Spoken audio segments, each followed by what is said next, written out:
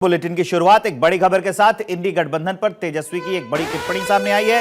देश में अब इंडी गठबंधन खत्म हो गया है। तेजस्वी यादव ने कहा है सिर्फ लोकसभा के लिए था ये गठबंधन।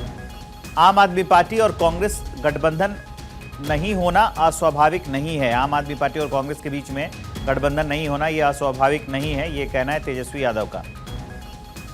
तो पहले से ही तय था इंडिया अलायंस जो है वो लोकसभा के लिए, और बिहार में जहाँ तक बात की जाए हम लोग तो शुरू से साथ थे यहाँ पे। अभी हम लोगों ने डिसाइड नहीं किया पार्टी ने कि हम लोग वहाँ चुनाव लड़ेंगे कि नहीं लड़ेंगे।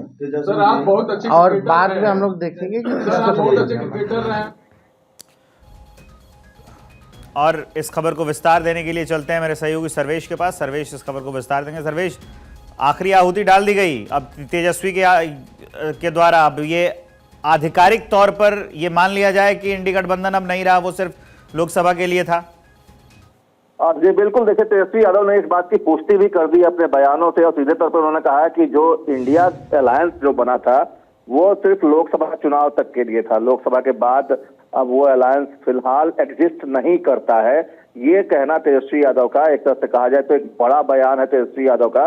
निश्चित तौर पे क्योंकि बिहार में चुनाव होने वाले हैं, अभी दिल्ली में चुनाव है और दिल्ली के चुनाव के ठीक बाद बिहार में चुनाव होने वाले हैं इसी साल अक्टूबर में। तो ऐसी परिस्थिति में तेजस्वी यादव ने जिस तरीके से आज केजरीवाल की बात करते हुए और कांग्रेस की बात करते हुए कहा कि वहां पे कांग्रेस और आप का गठबंधन नहीं होना अस्वाभाविक नहीं है, तो अस्वाभाविक अगर नहीं है तो ये स्वाभाविक है। तो सीधे तौर पे इस बात की पुष्टि होती है कि अब इंडिया ब्लॉक जो है वो एक तरह से कहा जाए तो उसमें बिखराव हो चुका है, टूट सामने आ चुका है। पहले भी आपको याद होगा कि लालू प्रसाद यादव ने ममता बनर्जी को इंडिया ब्लॉक का नेतृत्व देने की बात कही थी, जिससे तो तमाम दलों ने जो इंडिया ब्लॉक के एलाइज हैं उन लोगों ने चुप्पी साध दी थी, और उसके बाद से ही ये उम्मीद जताई जा रही थी कि अब इंडिया ब्लॉक बहुत दिनों तक चलने वाला नहीं है, एग्जिस्ट नहीं करेगा। तेजस्वी यादव ने अपने बयान से इस बात की पुष्टि आज कर दी है।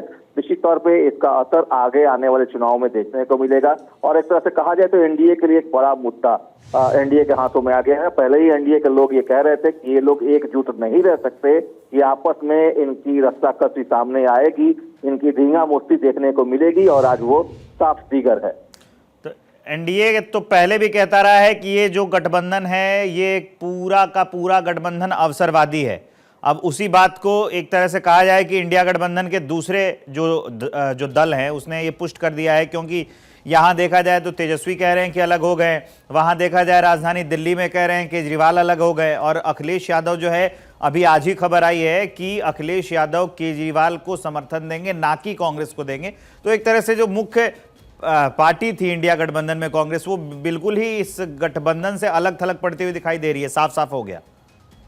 जी बिल्कुल, देखिए कांग्रेस जो है इंडिया ब्लॉक को कहीं ना कहीं हाईजैक करने की कोशिश में थी। नीतीश कुमार भी अगर वहां से अलग हुए थे इंडिया ब्लॉक से तो उसके पीछे यही वजह थी कि उनको संयोजक नहीं बनाया गया था, और सीधे तौर पे कांग्रेस इस पूरे मामले में इंडिया ब्लॉक को अपने हाथ में लेकर और खुद ही सारे फैसले लेने लगी थी, जिसको लेकर कहीं ना कहीं पहले से ही खटास आपसी खटास आने शुरू हो गए थे।